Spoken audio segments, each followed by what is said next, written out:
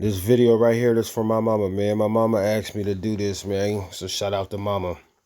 Now, when it comes to the golden age of hip hop, you hear rappers talking about selling records out the back of their trunk independently. Now, Master P wasn't the first to do this, but he definitely took it to another level. You know what I'm saying? And that independence, the way that he took his independent grind to another level, the way he was campaigning on his campaign, he had tactics, you know what I'm saying, that will fuck the game up. For instance, every homeless person Master P seen when he was out there selling records from trunk to trunk, he would give, he would give that person a free No Limit records and tapes. You know what I'm saying? This is before the No Limit Records as a record label. He had a record store. You know what I'm saying? Before all of that, and so that's what the store, the shirt, I have the address to the store, and it was just Brandon. You know what I'm saying, at his finest. So he would give any dope fiend he seen a free T-shirt. You know what I'm saying, as a form of promotion. You know what I'm saying, and things like this, this is what set him apart. You know what I'm saying? Master P, pull up if you had dumbass knock and whatever you was sliding in. If your shit was knocking, Master P would give you his shit for free. Here, man, just butt my shit. You feel me? So tactics. The nigga had tactics, man. You know what I'm saying? Because the nigga couldn't rap, you know what I'm saying? But could nobody out hustle this nigga, man? And the Bay Area during this time, you know what I'm saying? Nobody really didn't know who the fuck this nigga Master P was, you know what I'm saying? So that nobody really fuck with him, you know what I'm saying? And so, you know, this is gonna be this video right here, man. This is part one of a 5-part installment. We're gonna call this the Richmond, California era. And that time stamp is gonna be from 1987 roughly to 1994. That's what we're gonna call the Richmond, California era. All right. So check it. Master P graduated from a Catholic high school where he was a star basketball player. Right? Everybody knows it. This is common knowledge. You know, what y'all probably didn't know was, see, in New Orleans, there's a faction of the mafia, that existed way before Master P. You know what I'm saying? And mind you, he went to a Catholic, you know what I'm saying, school to play basketball in high school. Now, Master P lived in a house, it was up to 12, 13 people in the house, you know what I'm saying, at this time. So, you know, Master P, being a star basketball player that he was, Master P came up hustling because the mafia would come and approach him, and they'll be like, P, you know, we need you to throw this game. You know what I'm saying? We need you to make sure that that y'all don't win tonight. Or P, we need you to cook the books tonight. You know what I'm saying? We can't lose this game. Why? And P's first 3 years in high school, he really didn't give a damn. He come up out them projects. These motherfuckers is throwing money at him. So and then he would take that and then start to make his flips. Got in the dope game like that. You know what I'm saying? And he had his little crew. You know what I mean? It was called the Tuesday Crew. You know what I'm saying? So approaching Master P's senior year in high school, you know what I mean? Master P, he had to start cleaning his reputation up as an athlete. You know what I'm saying? Because this nigga's a 5-star recruit, but there's some backdoor whispers that, you know what I'm saying, that he's been throwing games, messing with the mafia. And so I don't know if y'all remember or not, you know what I mean? I wasn't even born around this time, but there was a big ass scandal, in college basketball around this same time. You know what I mean? It's around the time Len Bias, you know what I'm saying, rest in peace, get drafted and die. There was a big scandal, you know what I mean? A big, big, big time motherfucking basketball scandal, motherfuckers throwing games. Now, So Master P just knowing that, you know how these mafia motherfuckers get down, because he been fucking with these guys that have made a lot of money together, they done made a lot of money off P, so P can't directly tell these motherfuckers, the mob owned them pretty much, you know what I'm saying? So P couldn't really like tell the motherfuckers that no, you know what I mean? He just tried to like when you try to cut a motherfucker off, when motherfucker just like start keeping a distance from you, they don't come out and formally say, "Hey, I don't got no problem not fucking with you." You know what I'm talking about? You know what I'm saying? He didn't come out and tell him that he wasn't fucking with him. He just tried to, play the back. You know what I'm saying? And so Master P senior year in high school, man, he fucked off a big game for the mafia, but at the same time, he was just trying to make his stock go up, you know what I mean? So just to try to get closer to his dreams, you know what I mean, and help his family out, get his family out the ghetto. So, um, one of these games, it was like one of these motherfucking type playoffs. It could have been a championship, you know what I'm saying? And they wanted Master Peter motherfucking they wanted him to throw the game, you know what I'm saying? So Master P had some plans of his own, you know what I mean? They went on to win the championship game, the state championship, and Master P put on the motherfucking show for the ages. Now this nigga was the number one motherfucking uh recruit, you know what I'm saying? Coming out of high school. So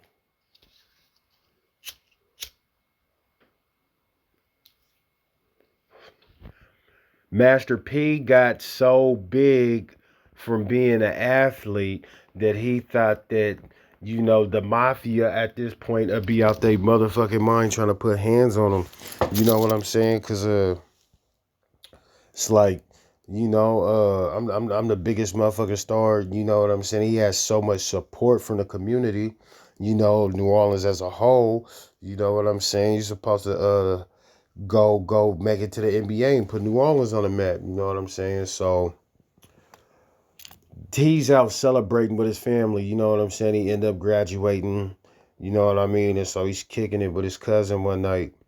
And P was real close with his cousin. He spoke about him in a song with Pimp C on the Ghetto Dope album. The How Could It Be? Somebody took my boy from me. You know what I'm saying? My best friend's gone.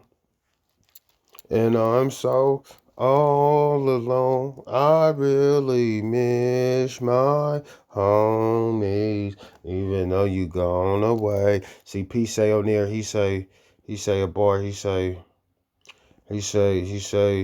smile up and he said, smile, my brother Kevin, rest in peace, my cousin Randall. You know what I'm saying? Randall, that was his cousin. They was real close, so they all celebrating and shit. And when these fat motherfucking one of these fucking meatball eating Italian fucking mobsters, they was being sloppy because they put out a hit on P, you know what I'm saying? They being sloppy thinking he's a nigga, you know what I'm saying? So they just being sloppy. P end up catching these niggas trying to lurk him, you know what I'm saying? And he like try to get at his cousin, like, bro, we gotta get up out of here type shit. Like, no, like, bro, like, nigga, you know what I'm saying? I think Randall was trying to get at some bitches or something. Like, no, nigga, we gotta go. Like, you know what I mean? And that just gave the mob enough time to, like, you know, to, to, to, to, to, you know, to get their rocks off, you feel me? So, man, it's a big ass shootout, you know what I'm saying, in the middle of I want to say it's called like a daiquiri bar, you know what I'm saying? Anybody ever been to New Orleans, you know what a daiquiri bar is. It's like a little shack, but it's like a where they sell daiquiris and play pool and smoke cigarettes and shit. You know what I'm saying? Real nigga shit. So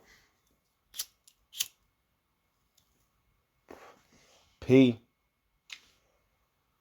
you know what I'm saying, do a move where like he try to get his cousin like you know what I'm saying, and they try to clutch, but the motherfucking meatballs had the ups, you know what I'm saying? So you already know when you in a situation like that, when they got the ups on you, you just try to like get little. And then once you get little, you know what I'm saying, and you like, okay. And then that's when you start, you know what I'm saying, trying to, when your marbles start running, you know what I mean, and motherfuckers start trying to return fire, you know what I'm saying, but motherfucker get the ups on you like that, just like motherfucker gotta get out the way, okay, now that I ain't hit, okay, and then, oh, okay, bang, bang, bang, you know what I'm saying, and get off where you mad at, but when they turned around to go, you know what I'm saying, juke move, you know, P cousin Randall gets shot in the back of the head. Bow. You know what I'm saying? And P didn't want to have to leave his cousin like that. You know what I'm saying? But the way that they was, you know, closing in on him to the point where P hits a cut, uh, and he slams the door and he lays on the ground and he acts like he's dead. Now, one of these meatball eat motherfuckers is about to walk up on P and give him his issue, but with Master P, bang, it was like an abandoned like little build, maybe I don't know, whatever it was next to this motherfucking daiquiri shack. So when P slammed the door, it's a big ass steel door. Boom. The boy, he don't know if it's the meatball motherfucker. He don't know if it's his partner behind him that's bussing, and because all they hear the boom, the door, you can't, this is a big ass steel door, they couldn't tell if it was a gunshot, if that was his partner. Bang, all he didn't know is that he seen the door close, and before it closed, P falls on the ground. So he go to try to open up the door. Bang, but by the time he go to open up the door, they start hearing the sirens, the ghetto bird, all the shit, so they try to get up out of there. Bang, you know what I'm saying, and P faked his death, you know.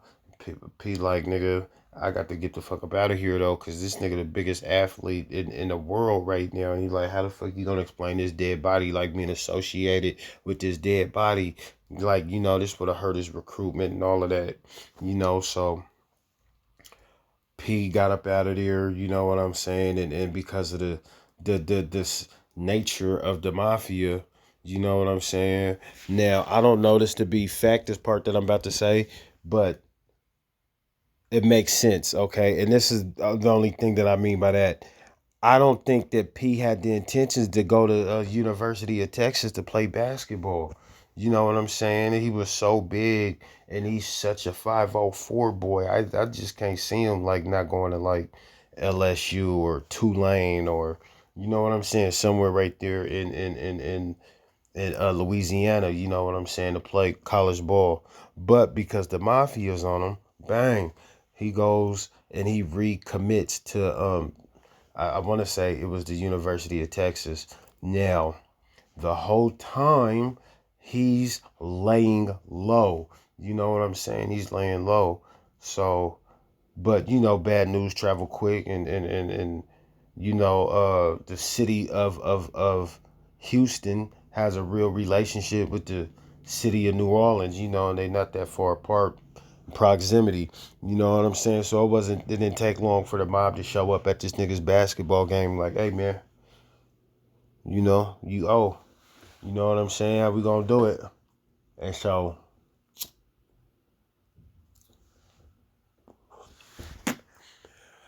P, these motherfuckers killed his cousin, you know what I'm saying? So P feeling like, man, I ain't got shit to lose. You know what I'm saying? I gotta say something. You know what I'm saying? Y'all just killed my motherfucking cousin.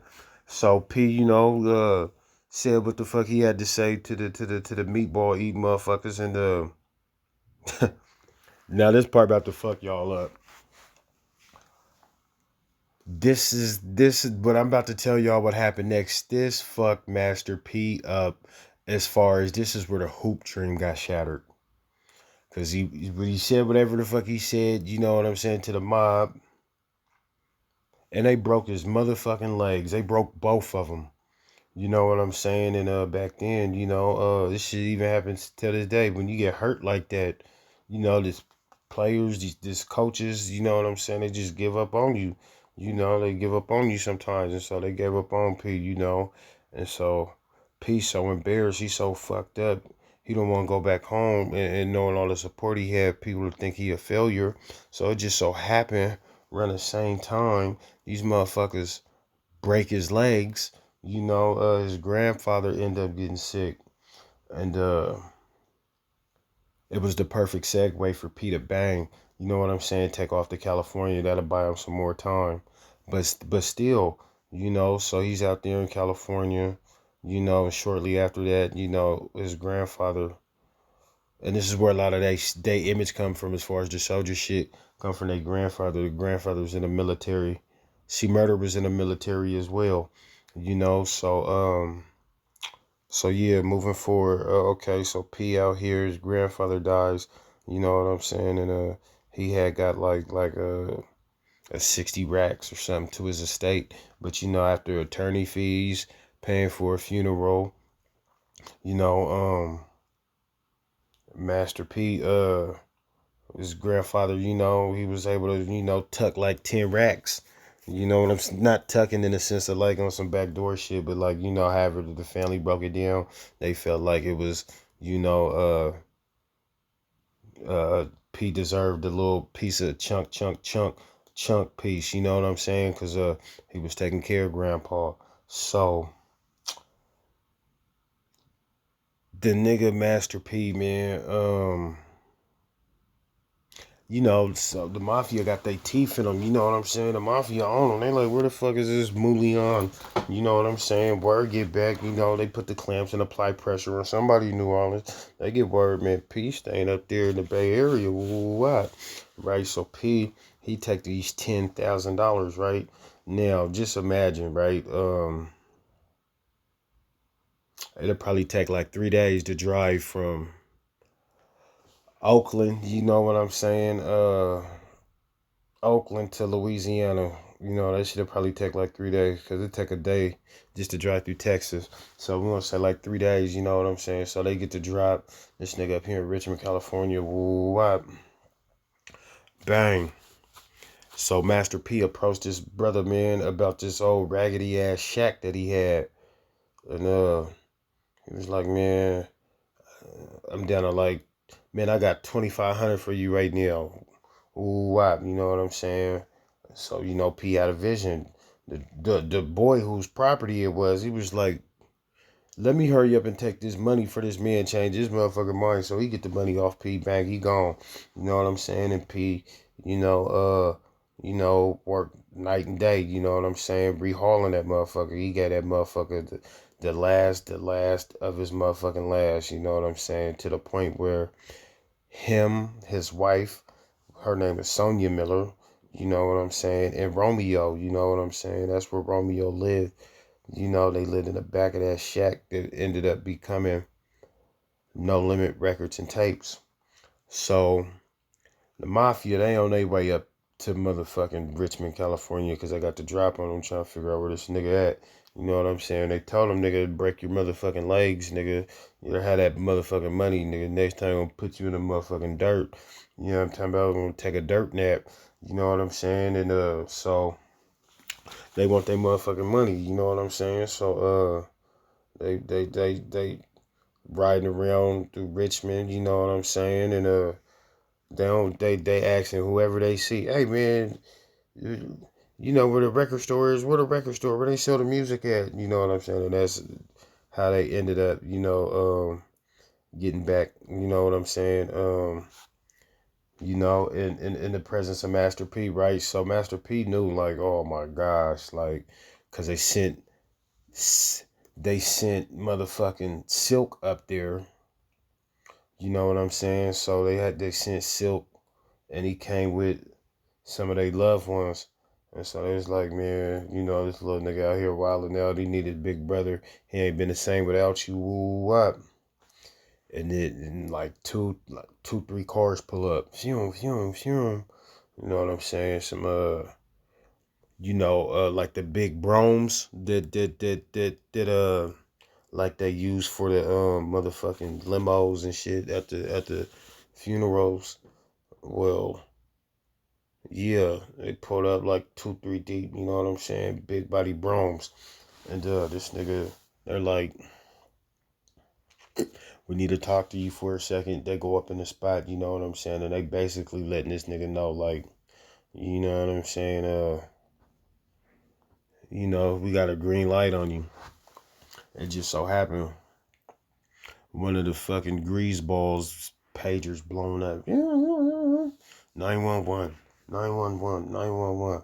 So they end up, man, hey, let me get a minute, man. I gotta step out here, go use this payphone. Bang. So bro step out, go use this payphone. He trying to call to connect, like, bro, what's up? Like, you feel me? Is everything good on the hood? Like, why the fuck is you blowing up my phone? Right? You feel me? My bad, not a phone, not a phone. He had a pager. He went to the payphone and called him. He's like, yeah, where's he at, man? He's right here. He's inside the store. What store? This motherfucker got a record store. You brought a record store. Is that right?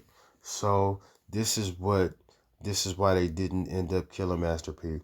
Because these same motherfucking spaghetti and meatball eating ass motherfucking mafia cats, right? They had been operating in New Orleans, where else? There's another one in the Midwest, Cincinnati, um, and Delaware. They was having, they was, the mob, whoever was the leader of this mob, the one who, the mob niggas who broke Master P's legs, yeah, whoever their leader is, that nigga has set up shop at like, and he had like 4 different record stores, you know what I mean? So that's how he was washing his money. So when the hitman get on the phone, and he's like, "What's up, boss?" You know what I'm saying? Why the fuck is you blowing us up? 911, everything all right? Whatever, whatever. He's like, yeah, man. You know what I'm saying? So you guys get him? He's like, yeah, man. Where you find that motherfucker at? Man, this motherfucker got a record store. Can you believe that? We've been driving up and down the motherfucking Bay Area. This motherfucker right here up under our nose, and he got his own store, right? So, you know, uh, and this is what ultimately saved Master P's life, man. It's cause